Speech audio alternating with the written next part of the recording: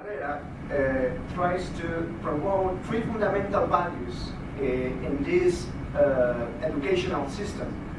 The first value is freedom. So Gabino Barrera explains that freedom is related with order. So I quote Barrera: far from being incompatible with order, freedom exists in all phenomena, both organic and inorganic, to submit with entire fullness to the laws that determine them. So that's interesting. It's like the idea of freedom is taken by the natural science, by the idea of natural science. You know, like the order, all the order of the nature is determinate. So this is interesting because the scientist is begun to use these natural scientific models or schemes to explain the development of society and the shapes of society. And of course, for example, you know, like the natural science try to explain all the phenomena by laws. So in the same terms, the scientific perspective try to use the use of laws, you know, like in the natural field, in the social sphere. You know, they try to understand this kind of laws.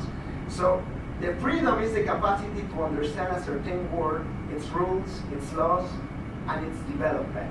So all the freedom, all the individual freedom is limited and is equal in some ways, but can go further.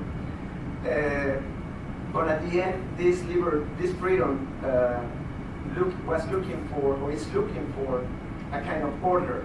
So the second fundamental value that tries to promotes Barrera in this high school is the order. The order is something that never changes. It's permanent and stable. And I'm going to use a quote. I quote Gabino Barrera. He says, "The moral order does not consist of changing the natural laws, but of arranging things in such a way that the result of its inevitable fulfillment is helpful to us to try to take advantage of science and observation. There is nothing more we need to discover except a strong moral base that will take us to infinite and continuous progress." So the third fundamental value is progression in society. But this progression in society is based in a moral conception. You know, for that reason, the traditions help us here because even though they're thinking in an epistemological way, it's like supporting on the base a moral conception. It's interesting here because talking about the moral issue, Barrera quotes Condorcet, this French philosopher of the Enlightenment, in one of his books, the Progress of the Human Being. And it's interesting because in the same way that Condorcet, Barrera argues that society is released gradually from religion until science advances in additional development. So that's interesting. It's like a secular perspective. The morality is not based anymore in religion. It's based on science. This is the point of Barrera. So at this point, Barrera tried to explain what is the source, what is the real source of morality. So the real source of morality is in natural laws. So at this point, Barrera thinks that it's possible to understand society or to improve society with science, through methodology, through methods, through explanations, through laws. And it's interesting because this is in the 19th century is the development of different scientific disciplines, the psychology or phrenology. And for example, Gabino Barrera, I quote, "There are innate tendencies which lead humans toward the God. the good, just as there are others which drive him toward the evil. These inclinations have their organs in their brain mass. There are not only natural inclinations to evil by men, as some theologians and metaphysicians have described it. Rather, there are natural inclinations to good and to evil at the same time. So, the moral, which is based in the scientific laws, it's possible to determine the inclinations of the society. We study society, we understand these general laws, so we can infer and we can control the social behavior in some way. Gabino Barrera tries to make an educational project based in scientists to promote or to teach to the future citizens, because eventually these younger teenagers eventually will be arrived to will become the citizens, and these citizens they're going to play a role, a political role in the society. But what is this political role that they're going to play? Well, basically that all the discussions could be resolved by the methodology, by demonstration, by reasons, by science. So in this case, the debates could be resolved by scientific responses. So in this case, it's like in the political perspective, it's like we finish with the debate because science has the answer. So why debate to resolve the problems or the questions of in our issues in our society? So it's interesting because the positivism promotes the structured classification of science. The base of this classification of science is, of course, natural science, mathematics, and physics. In the middle of this classification is biology and chemistry. And the top of this classification is social sciences.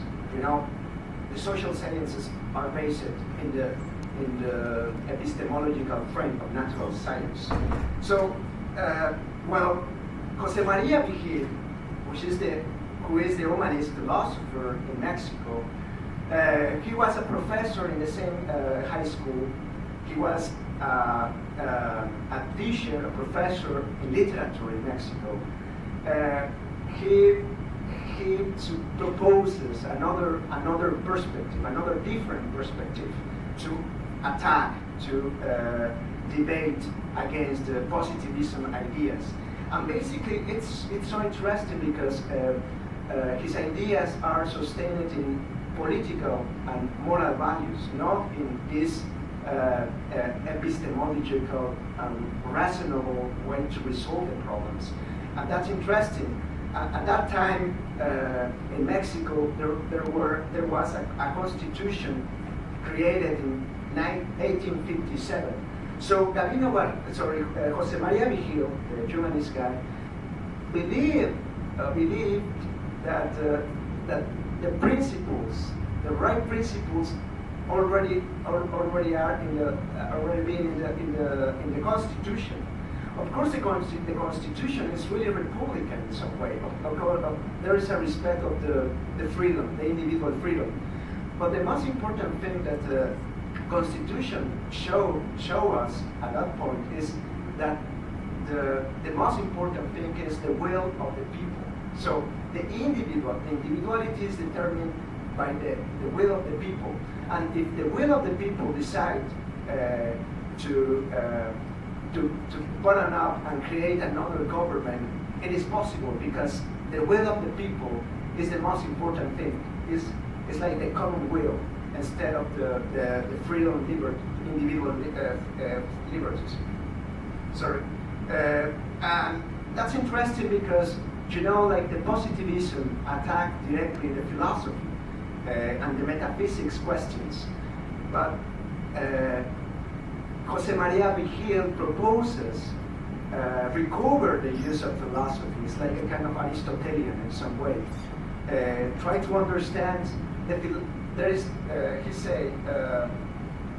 says that there is no knowledge without philosophy. Philosophy let us know the foundation of knowledge.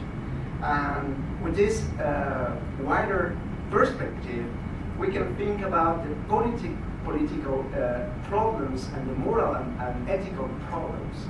So basically, Jose Maria Vigil is using a different classification in the knowledge. He's using Aristotelical classification. And the Aristotelical classification of science is absolutely different than the positivism. For example, Aristotle said that the base of this knowledge, well, I'm not saying the base of the knowledge, it's like a kind of three scopes of knowledge that are connected circle all together. It's like there is not like this hierarchical classification. It's like a kind of interaction in three different scopes of three different fields. One of these fields is the logic, like it's always thinking in this metaphysical fundamental knowledge. The other field is morality or morality that is divided in two branches. One of them is history and the other is politics. And the other field is nature. So it's interesting because there is not a hierarchy of science. It's like all these interactions are connected. So it's interesting thing because Jose Maria Vigil is trying to put in question the idea that only science or by the methodological by methods or by explanations or by law is possible to resolve the debates or the disagreements. And Jose Maria Vigil proposes the contrary.